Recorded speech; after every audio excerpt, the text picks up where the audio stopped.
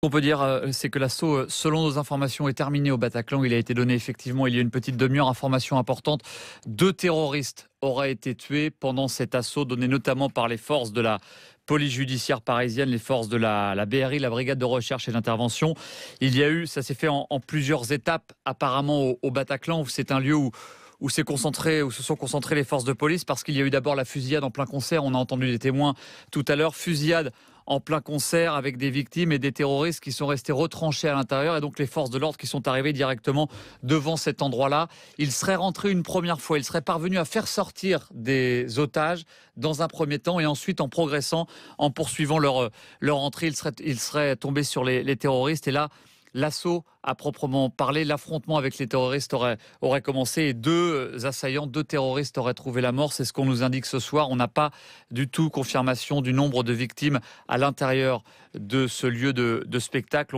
On connaît encore de manière imprécise, mais on nous parle de plus de 40 morts et de 60 blessés dans un état d'urgence absolue, c'est-à-dire très grièvement blessés. Voilà le bilan qu'on peut évoquer pour l'instant, un bilan évidemment terrible. Et donc la principale information que vous venez d'obtenir, Olivier, assaut terminé à la salle de concert du Bataclan.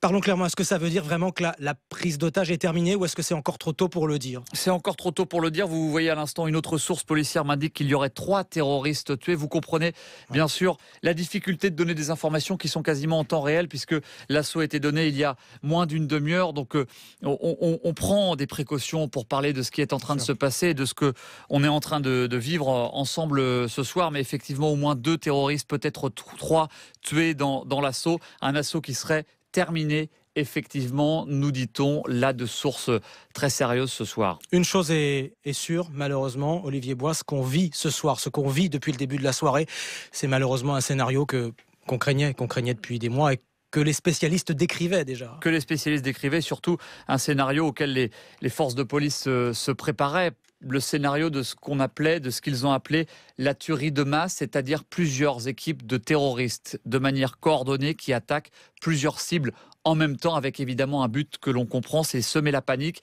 à différents endroits d'une même zone, en l'occurrence Paris et l'Île-de-France, pour évidemment paniquer aussi les forces de police, pas paniquer mais déconcentrer les forces de police avec une intervention qui se fait en plusieurs endroits. Ce qu'on peut dire ce soir, c'est donc 6 attaques simultanées, à la fois aux abords du Stade de France avec une détonation, et puis des fusillades dans le centre de Paris, 10e et 11e arrondissement. Et des tireurs toujours en fuite, au moins en partie, Olivier. Oui, c'est le scénario là encore qui est terrible ce soir, en fuite, et c'est ce qui explique les mots d'ordre de la préfecture de police, de la mairie de Paris.